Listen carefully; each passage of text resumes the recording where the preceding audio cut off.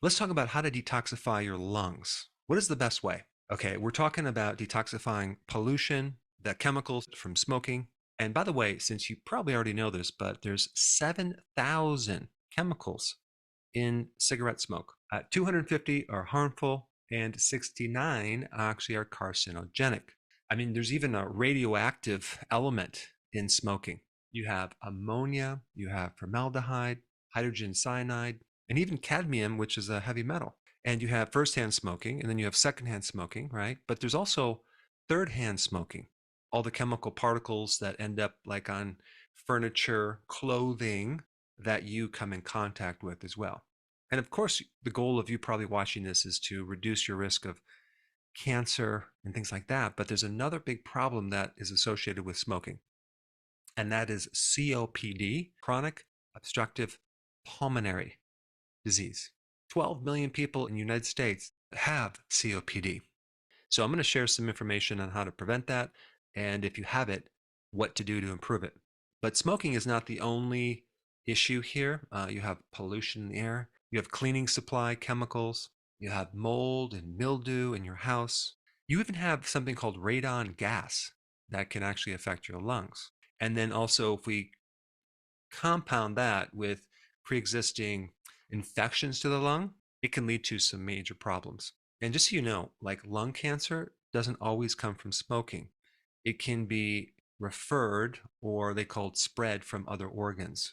And so if your lung has inflammation in it, okay, it becomes a target for cancer, because cancer tends to spread in areas of inflammation. So the key thing with this video is all about inflammation in the lung and how to reduce it, because anytime you have inflammation, you then get scar tissue, fibrosis, and then it gets to a point where it becomes irreversible. So when a toxin comes in contact with your lung tissue, it irritates it.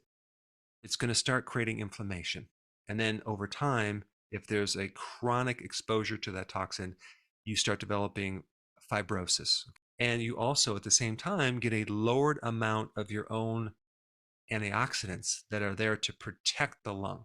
So you have this insult or free radical damage situation, and a lowering of the protective mechanism of your own body's antioxidants goes down. But what a lot of people don't realize is that these chemicals that go into the lung go systemic. They don't stop at the lung. And a lot of them end up in the liver. So the liver is at the heart of the detoxification system. So it's going to take those poisons that are in cigarettes or pollution, and it's going to dismantle them, hopefully.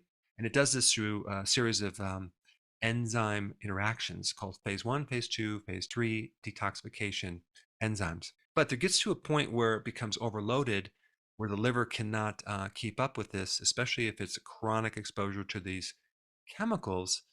The liver starts to develop inflammation.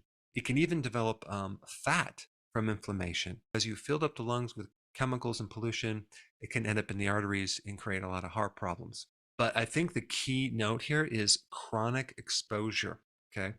Chronic exposure, not exposure here and there that your liver can easily deal with this, but it's just a routine chronic exposure over a long period of time. That's where we have a problem. Let's jump right into what to do about it. There's some really interesting data on probably one of the best protective remedies for your lung as well as the liver. And it's very different than what you're going to find when you do searches on detoxifying your lungs, because normally they're going to talk about, herbs that help you stop coughing, might decrease swelling. But this other herb that I'm going to mention is probably the most potent, not just because what it can do for your lung, but what it can do for your liver. And that herb is milk thistle. Milk thistle is one of the best antidotes to poison. So if you poison yourself from either a snake bite or a poisonous mushroom or toxins, or you're just taking medications, you should be taking milk thistle to protect the liver. Well, it just so happens that that same protection occurs in your lungs as well. So if you have COPD, or you're a smoker, or you're trying to repair your lungs, milk thistle is what you want to start taking, because milk thistle is one of the best anti-inflammatories. It's the best protector against toxins. And It's a really good remedy if you have COPD and also any type of liver problem. Number 2, Tocotrienols. This is a type of vitamin E that's like 50 times stronger than your regular vitamin E called the tocopherols. So tocotrienols are all about getting rid of free radical damage. It's a very powerful antioxidant. It's a very powerful anti-inflammatory, and it's especially good to prevent fibrosis. So that stage where you go from inflammation to scar tissue. There's a lot of data that talks about tocotrienol helping prevent scar tissue in your arteries and then the liver, but also in your lungs. So tocotrienols are a number 2 remedy, especially to reduce inflammation. And number 3, vitamin D.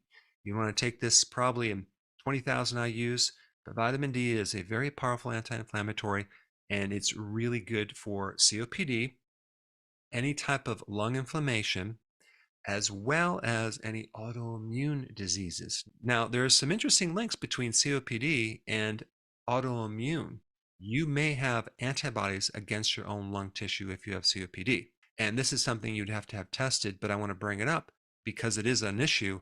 And if you have antibodies that are creating this inflammation in your lungs, this goes beyond just being exposed to toxins. This is your immune system that's misidentifying your lungs as a pathogen. Vitamin D is going to be very important in this additional remedy. So if you have antibodies against your own lung tissue, I'm going to recommend a product from another company that I'm not affiliated with. It's called Standard Process, and the product is called Pneumotrophin PMG. You just take one of those before bed, and that can potentially act as a decoy. So these antibodies can then attack it and not your lungs, giving your lungs a chance to heal and regenerate. Now, since we're on the topic of good herbs to prevent inflammation, I think it would probably be appropriate to learn a little bit more about this milk thistle. And for that, you should check this video right here. Before you go real quick, I have a course entitled How to Bulletproof Your Immune System. It's a free course. I want you to take it. And here's why. Here's you. Here is your environment. Everyone is focused on this over here, avoiding your environment. But what about here? What about strengthening your immune system? That's what's missing.